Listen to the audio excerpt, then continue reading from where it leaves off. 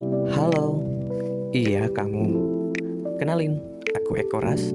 Kalau hari ini kamu capek, kalau hidup lagi berat, kalau kamu ngerasa gak ada tempat buat cerita, sini duduk, tarik napas pelan-pelan, kita ngobrol.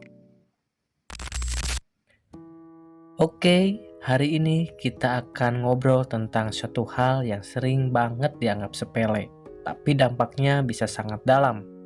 Namanya adalah grooming. Ya, mungkin sekarang-karang lagi hype ya, ada kata-kata ini.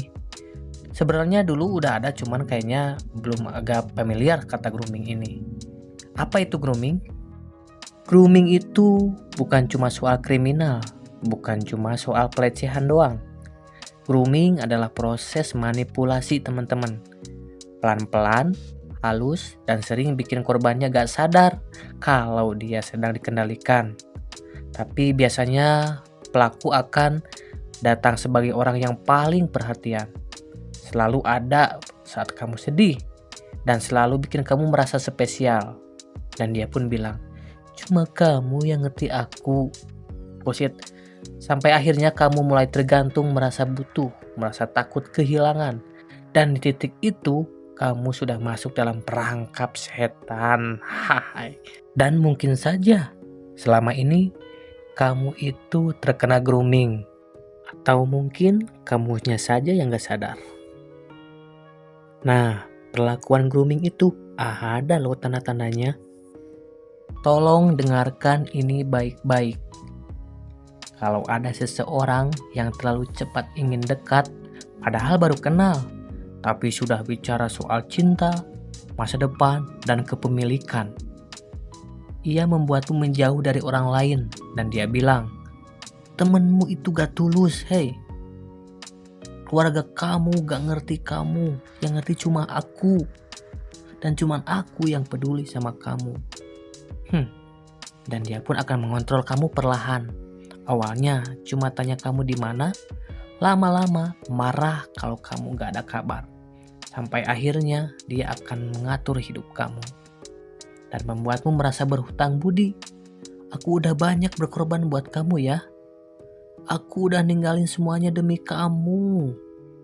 Catat baik-baik. Dan lebih berbahaya dan fatal, kamu akan dibongkar rahasia kamu yang itu sifatnya aib yang akan merugikan kamu.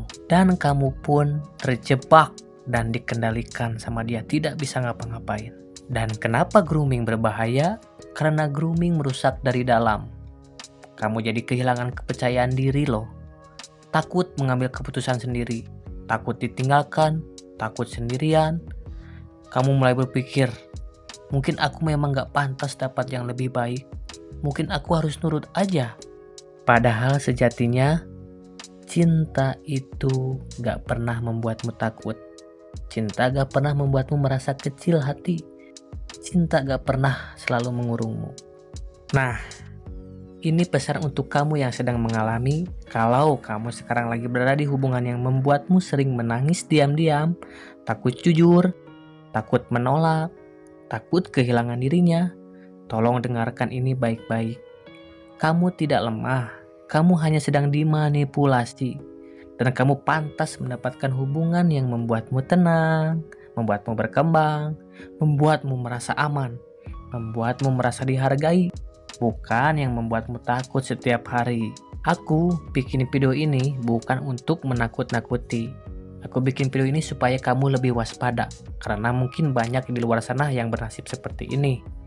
Karena tidak semua yang datang dengan niat baik, benar-benar baik. Tidak semua yang berkata cinta, benar-benar cinta. Bullshit semua emang. Kalau kamu merasa video ini penting, tolong share ke orang-orang yang kamu sayang. Mungkin mereka sedang butuh diingatkan. Mungkin mereka sedang terjebak tanpa sadar. Dan buat kamu yang sedang berjuang keluar dari hubungan seperti ini, aku bangga sama kamu. Kamu pasti kuat, kamu berharga, dan kamu pantas bahagia. Salam, aku Eko. Terima kasih sudah mendengarkan. Bye-bye.